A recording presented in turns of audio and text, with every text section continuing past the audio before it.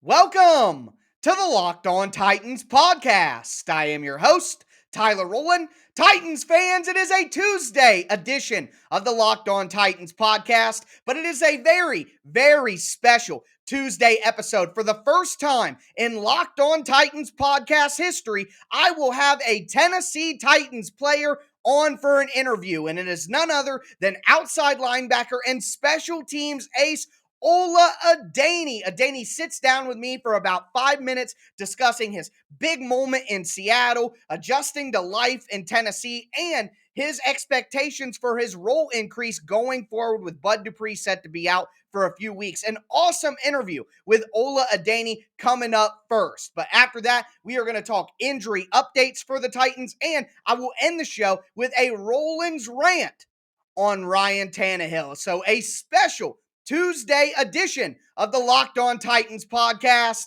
Let's get it. You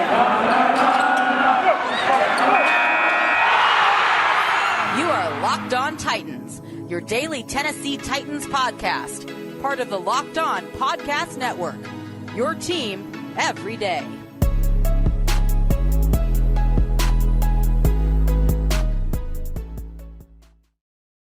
Titans fans, we are going to dive into a one-on-one interview with Tennessee Titans player Ola Adeniyi. Before we do, want to thank you guys for making the Locked On Titans podcast your first listen every day. If this is your first ever listen to the Locked On Titans podcast, make sure that you subscribe on whatever platform you do stream. You're going to find the Locked On Titans podcast there, and always for free. Also, make sure that you subscribe to the Locked On Titans YouTube channel. Smash that notification bell so you know when all of my content goes live. Follow me on Twitter at TicTacTitans for all of my film breakdowns and film clips. And check out the show Facebook page at Locked On Titans Pod. But with that being said, let's dive into an interview with Tennessee Titan Ola Adeniyi. All right, so I am excited to have on one of the more reliable and really impressive players on the Tennessee Titans this year. Special teams ace, edge rusher, Ola Adeniyi. Been having a fantastic season in his first year with the Tennessee Titans. Really excited to have him on the Locked On Titans podcast. Ola, first and foremost, how you doing this weekend? How are you feeling getting ready to go into a Week 11 game against the division rival Houston Texans? Man, I'm good, bro. I'm living, bro. Trying to survive out here. Yeah, I hear that, man. Well, I actually wanted to ask you about surviving. So, taking a look at kind of your career snaps so far this year, you're only about 70 snaps away on special teams from a career high. You're already past your career high on defense. I would say you've been, making some of the biggest contributions on the team in multiple different levels. How have you been able to kind of play some of your best football on special teams and defense and kind of stay healthy throughout the season? Coming in, I kind of knew what I was coming in for. They wanted me to come in as a special teams player originally, and then, with the opportunities that I was given, I made the most of it, and started getting some reps defensively. So, I'm just doing the minor things, just trying to stay afloat, and then just keep my body upright and stay healthy. Yeah, absolutely. You've been doing a great job of that. And speaking of kind of the opportunities, unfortunately, we did just recently get news about, Bud Dupree, your guy, going on IR. So he's going to be out for a little bit. Big opportunity for you to step up, kind of take advantage of those opportunities. What's kind of your mindset knowing that, it's next man up and you got to kind of take Bud's place for a few weeks and really go out there and help the team? Man, honestly, there ain't no replacing Bud. You know what I'm saying? That's a one-of-a-kind talent right there. And, Right. Can't wait to see my boy back and healthy, fully up and running. But in the time being, it's always next man up, regardless if he was on IR or regardless of who it is. It's always next man up mentality, and just keep playing the same, keep doing the same things that we've been doing. You know what I'm saying? Just keep striving and keep winning. Yeah. I mean, I'm excited to see, the increased opportunities for you. Obviously, early in the season, had some of those, were able to make some big plays, thinking about, Seattle. What was it like kind of making such a big play late in that game that, I mean, I know it's a team effort. That's obviously the answer, but you kind of won the game for him, man, and it should have been a safety anyways. But what was kind of your feeling after that? New team, you're trying to prove yourself a little, well, maybe not prove yourself, but you know what I'm saying. You're trying to just show what you can do to the new guys around you. What was that moment like? No, for sure, man. It was a great moment, bro. You gotta understand that was my first career sack ever. You know what I'm saying? First career regular season sack, I should say. So, it was a great feeling, bro, and my emotions was all over the place. And man, I at first I thought the game was over. But when they It should told have us been. but when we saw the game was continue, I just had to just kind of keep myself calm and collected, and then just keep playing hard to win the game. But it was a great feeling. It was great to be around people that enjoy that and just to enjoy it with them, especially like I said, being with Bud too. Coming from Pittsburgh, being able to celebrate with my boy from way back is love. Yeah, I think it's probably kind of crazy. Obviously the NFL, the business side, you're well aware how that works by now. To have somebody like Bud who So, you've been around, it's pretty rare probably to have somebody you can get close with, and for with sure. everything going on. But I kind of wanted to ask you about that next. Obviously, you've been playing great in all of the different roles that you're asked to do so much for this team that maybe some people don't realize how important a player like you can be. But the guys that you're playing with, Simmons having a great year, Harold Landry. Guys like Tart, even Naquan Jones, the rook, man, having some pretty good moments. What's it like to be a part of this excellent defensive line that obviously you have a lot of contributions to? Man, it's great to be here. It's the little nickname has been going around, the little tickle monster little thing, but I gotta get your take on that, man. Like, I know that you said you were okay with it, but Jeff pushed back on it. I mean, what's the actual sense of that in the locker room? but I ain't gonna lie to you, we ain't even talking about that, to be honest with you. We know what package we got out there, and we know the guys that we got out there. We don't need no nickname, you know what I'm saying? We Right. just hit a ball, and it's something fun for the fans to do, and it's all love, you know what I'm saying? Y'all go ahead and keep going crazy with it, you feel me? But nah, we just kind of go out there and get the win every week, man, and that's just the mentality we have.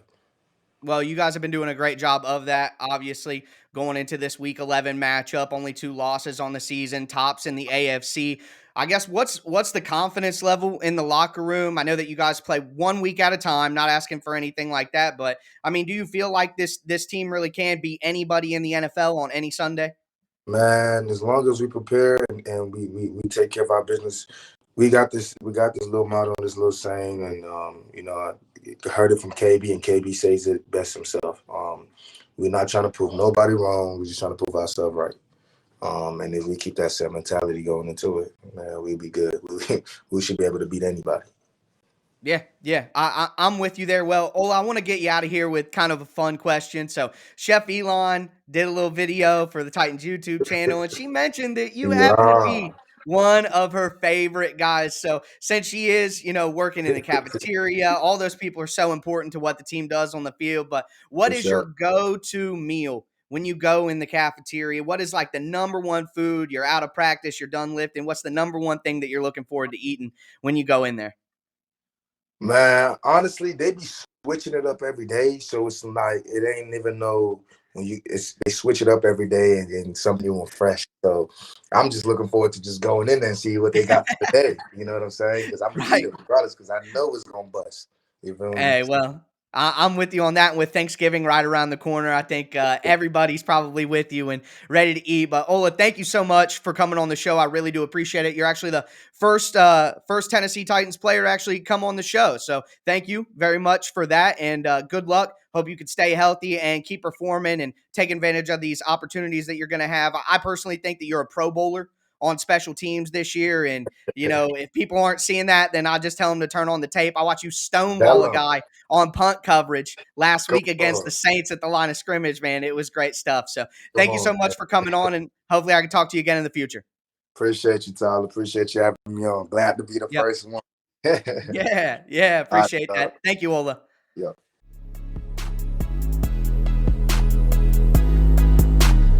Titans fans, we are going to continue this Tuesday edition of the Locked On Titans podcast, discussing some injury updates coming out of Week 11. Before we do, want to thank you guys again for making the Locked On Titans podcast your first listen every day. I sincerely hope that you enjoyed that interview with Ola Adeniyi. He has a fantastic personality. He's made some big plays for the Titans this year, not only on defense but also on special teams. And he's going to have to continue making plays for the Titans now with Bud Dupree out. But we're going to talk about Bud Dupree in just a second. Let's start our injury updates here, talking about probably the biggest injury coming out of the weekend.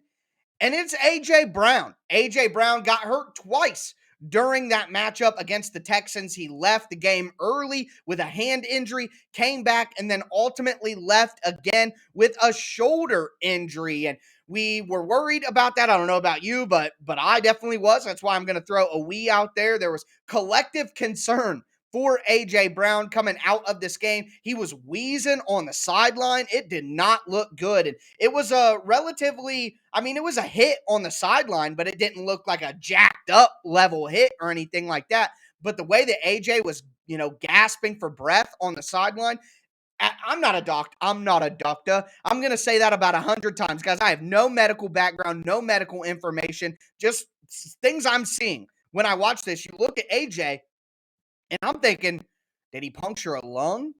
Is it a ruptured spleen or something like that? The way he's, didn't look like he was in any immediate outside physical pain, but it looked like he was having some problem with his lungs. Now, a lot of you guys who have more medical information than me and medical knowledge are saying it could be, broken ribs, could be sprain in the shoulder somewhere that affects the neck and the collarbone and your pectoral area and all of that could have made him have that reaction. I don't really know, but we did get an update from Ian Rappaport from the NFL Network about A.J. Brown on Monday. This is the exact tweet. Quote, Titans wide receiver A.J. Brown, who left yesterday's game early with a chest injury, had negative x-rays on his ribs, sources said. He'll have more tests today, and those can sometimes show more damage, but promising early returns, end tweet. So I know that that's not what we want to see. We don't want to see A.J. Brown hurt at all. But just the note there, but promising early returns. No broken ribs. That's a great start. Now, of course, sprain in the shoulder, bruised lung. There are a ton of different options that could come out of this. And like I said, I'm not a doctor, okay? I don't have any medical information. I'm not pretending to. But that's good news. No broken bones, nothing like that. Hopefully, positive reports continue coming from A.J. Brown. Here's what I'm telling. The Titans cannot win football games without Derrick Henry, A.J. Brown, or Julio Jones. They have to have at least one of those guys out on the field to be a game breaker for the offense. If all three of those guys are missing, the Titans will lose every single game that all three of them are gone. Period. They will lose every single game if they don't have at least one of those players out on the field. This is a XFL practice squad offense without one of the elite game breakers that make this offense go. That is what this offense is built on. You get solid play from everybody, and you have Henry in the backfield, you have A.J. Brown, and those guys make big plays. And Julio was supposed to help with that. If the Titans don't have any of them, the offense is a college-level offense. It's despicable. That's the way that the offense is set up. The Titans don't have an elite quarterback that just makes plays all the time. And I'm going to finish today's show talking about Ryan Tannehill and the disrespect that he's receiving from his own fan base. It's obnoxious. It's out of line. But with that being said, Tannehill is not Patrick Mahomes. He's not Aaron Rodgers. He's not Tom Brady. He's not those guys. So he's not going to be able to lift up this practice squad group of weapons that he has to deal with right now. Now, I don't want to get too far into the Ryan Tannehill conversation, but the point is, if the Titans are without A.J. Brown against the Patriots, already being without Julio or Derrick Henry, they can't win that game. You can crush me. You can old takes expose me. I don't care. That's how I truly feel. So this is great news for A.J. Brown. Hopefully he'll be able to play. But even with this positive news, I think it would still be a shock to see him against New England. But moving forward, the hits keep on coming, especially at wide receiver. Marcus Johnson pulled up lame with I'm not a doctor, but clearly a hamstring injury. You saw him grabbing at his hamstring, took his helmet off right away, walked back to the sideline, ruled out immediately. I don't need to be a doctor to tell you guys that he has a hamstring injury. He's not playing next week. He's probably going to go on IR for 3 weeks minimum, probably a month with a hamstring strain or pull or tear at worst.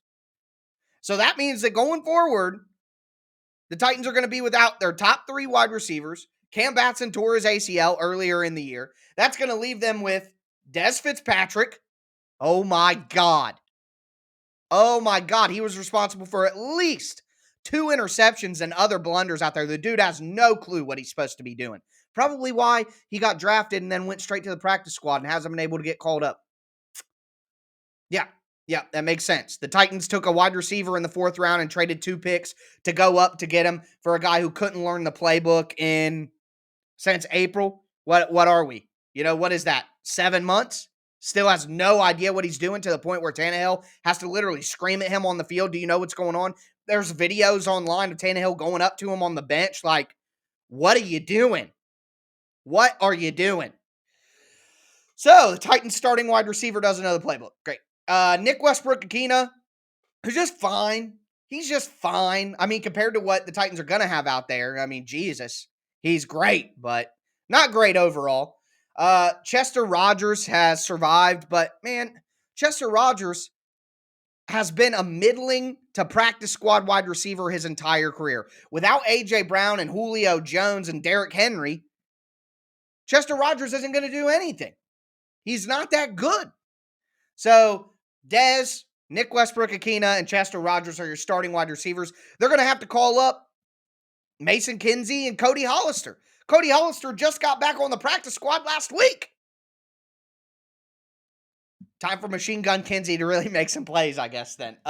Yeah, Marcus Johnson has been injured his entire career. He's always had talent. He just can't stay healthy. And here we are again. He hasn't been healthy for maybe a little bit of a couple of games during the season.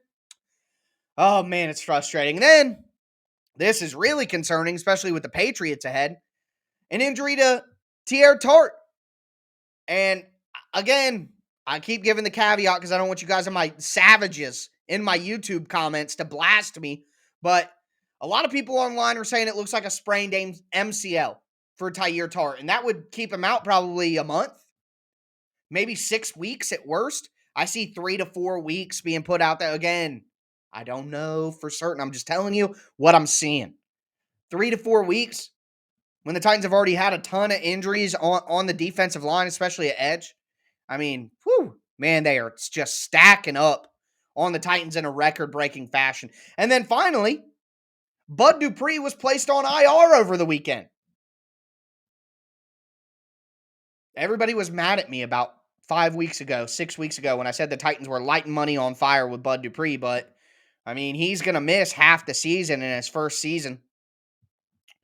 Whether it's actually being out of the game or playing one snap and then not playing the rest, or being active but not playing at all. I mean, the Titans gave Bud Dupree $35 million guaranteed over 2 years. That's what his contract was. 2 years, $35 million.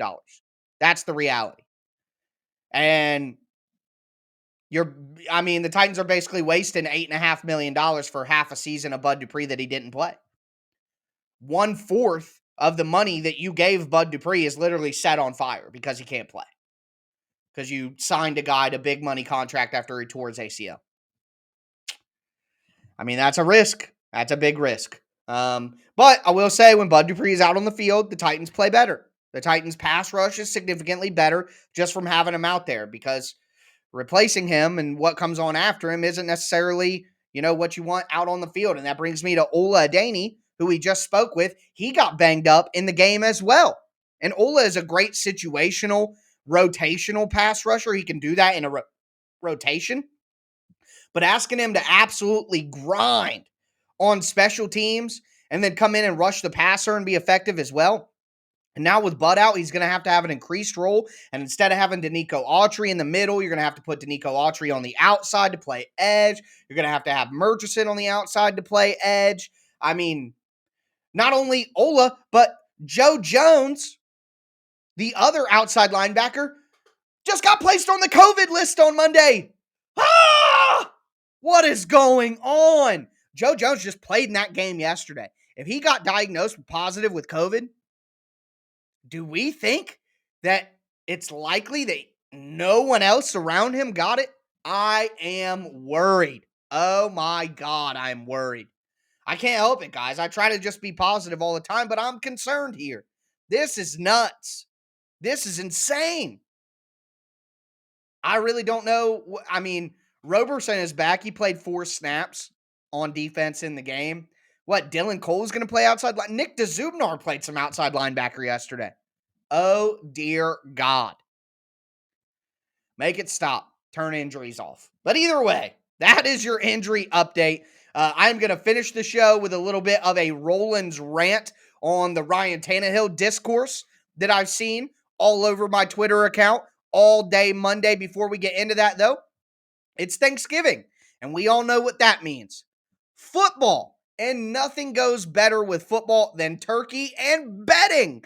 BetOnline has you covered all holiday season. They have more props, more odds, and more lines than ever before. BetOnline remains the number one spot for all your sports action this Thanksgiving. Head to their new updated website on your desktop or mobile device. Sign up for free today and receive a 50% welcome bonus when you make your first deposit. All you have to do is use promo code LOCKED ON. Once again, one word, Locked On, get you a 50% welcome bonus when you sign up at betonline.ag. It's not just football, though. BetOnline has pro and college hoops, NHL, boxing, UFC, even your favorite Vegas casino games. So don't wait to take advantage of all their amazing offers. BetOnline is the fastest and easiest way to bet all your favorite sports. BetOnline, they are stuffed with deals this Thanksgiving.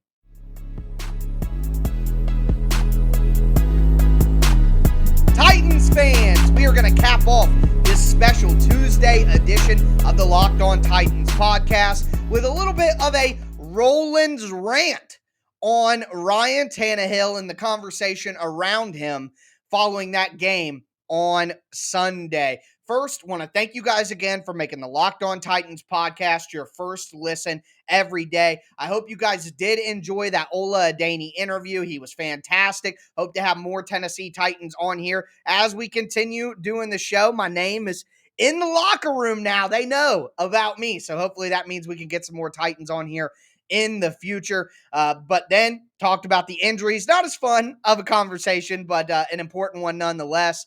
We're going to finish with this Rowland's rant here, but I just want to thank you guys again and remind you to subscribe on whatever platform you do stream. As for Ryan Tannehill, I know that he leads the NFL in interceptions now. I know that he threw 4 interceptions yesterday, and that was awful. I get it. I really get it. I do. But the discourse is lazy. Okay, here's what it is. Let me go back. Let me go back to a tweet that I had on Monday, and I think this really encompasses the moment. No matter how well Tannehill plays, no matter how many games he wins or comebacks that he orchestrates, people are always going to be searching for ways to put him back in the box that they had him in when he was in Miami. One really bad game does not validate your outdated opinion. That is the basis for this conversation. So what happens is people are lazy. And the first bit of analysis that they put on your name is what they're going to think you are for the rest of eternity. These people who hate on Ryan Tannehill, who underrate Ryan Tannehill even when he's playing well, are the same people that thought Ryan Tannehill was a bum when he played in Miami. And what they don't want to do, because it requires effort, it requires intelligence, it requires a little work, it requires some introspection, it requires some accountability, all things that regular people do not like to have. These people see Ryan Tannehill play one bad game and they're like, see, I told you, he's bad. He was bad in Miami. He's still bad. It's just lazy. They don't want to take into account all that he's done since he's been with the Titans. Been one of the most efficient quarterbacks in the NFL. Led a top 5 offense 2 years in a row. Led the Titans to an AFC championship game. Led them to their first division title and first home playoff game in over a decade. He is at the top of the league in efficiency over the last 2.5 seasons. He is at the top of the league in comeback wins, in fourth quarter victories, fourth quarter comebacks, game-winning drives. He has beaten the Chiefs, the Rams, the Ravens, the Bills, the Patriots. I mean, all the guy does is win for this team. He is the best quarterback in the franchise's history besides Steve McNair. And God forbid Ryan Tannehill ever got the Titans to a Super Bowl. You look at the numbers, he might be better than Steve McNair. Now, that would take a lot more to do, but he's the second best quarterback this team has had since they moved to Nashville. And everyone who wants to put him back in that box that they put him in while he was in Miami is just lazy. Ryan Tannehill has been playing this season with one of the bottom 5 pass protecting offensive lines in the NFL. They have been garbage. The Titans have already given up more sacks this year than they gave up all of last year. He has had, for the most part, practice squad receiving corps. Julio's been out a ton this year. AJ's been out a ton this year. And even when AJ plays, every game he leaves hurt for a little bit. Every game. Jeff Swaim is his number 1 tight end. He's throwing to Michael Pruitt. Now he's got to play half a season without Derrick Henry. Terrible pass protecting offensive line. Practice squad and could be retired running backs. Practice squad wide receivers for most of the year. Low end and Michael Pruitt, the Titans didn't even want him back. They got him off San Francisco's practice squad before the season. Ferkser, we romanticized Ferkser, but Ferkser is just a guy. Ferkser is the 3rd tight end on a team, not the 1st. What Ryan Tannehill has done this year, getting this team to 8-2, has been amazing. No, Ryan Tannehill, like I said in the last segment, no, he's not Pat Mahomes. He's not Josh Allen. He's not Tom Brady, Aaron Rodgers, Deshaun Watson. No, he's not those guys. He's not elite. But he's in that second tier, and he may be at the low end of the second tier behind Dak, behind Lamar, behind Kyler. He may be behind Matthew Stafford. But he's right there at the end of that tier. One bad game against the Texans where 2 of those interceptions were just an absolute scrub, practice squad wide receiver making the wrong plays. Throw into Nick Westbrook-Ikhine and Dez Fitzpatrick and Chester Rogers. I mean, if you look at what the Titans had out on the field after AJ went out and after Marcus Johnson went out, no Jeff Swaim. You got Tommy Hudson, Michael Pruitt, Anthony Ferkser, Dontrell Hilliard, Deontay Foreman, and Adrian Peterson. All of the running backs were on the couch a month ago. On the couch, like me or like you. Michael Pruitt, Tommy Hudson, Anthony Ferkser, who? We know who they are, but give me a break. Look at the rest of the NFL. The wide receiver core, Nick Westbrook-Ikhine, Dez Fitzpatrick, Chester Rogers. They're probably going to use Mason Kinsey, Cody Hollister. That is by far the worst group of wide receivers in the NFL. That group of skill position players, those 10 names or 11 names I just went through, are by far the worst in the NFL. Along with a bottom 5 pass protecting offensive line, Todd Downing, who you guys kill Todd Downing all the time. I get it. I'm not there. Todd Downing's just fine, but he's not Arthur Smith. So a mid-level offensive coordinator, a terrible pass-protecting offensive line, and the worst set of skill position players on offense in the entire NFL. And you guys are going to use that game to throw dirt on Ryan Tannehill and go back to the lazy analysis that you've been riding with since he left Miami? No, sir. I'm not here for it. I am considered one of the more pessimistic, I hate using the word, but negative voices in the Titans community. I tend to lean on the pessimistic side by nature. It's just who I am. But if I am here to tell you, calm down on Ryan Tannehill, he's fine, then maybe it's worth listening to. Maybe it's worth believing. The discord on Ryan Tannehill is out of control, and it's just a bunch of lazy people who wanted to put Tannehill back in the box that they've had him in since he left Miami. even though he does not fit in that box. You just want to be right. You just want to be right about your Tannehill analysis, even though you are blatantly wrong.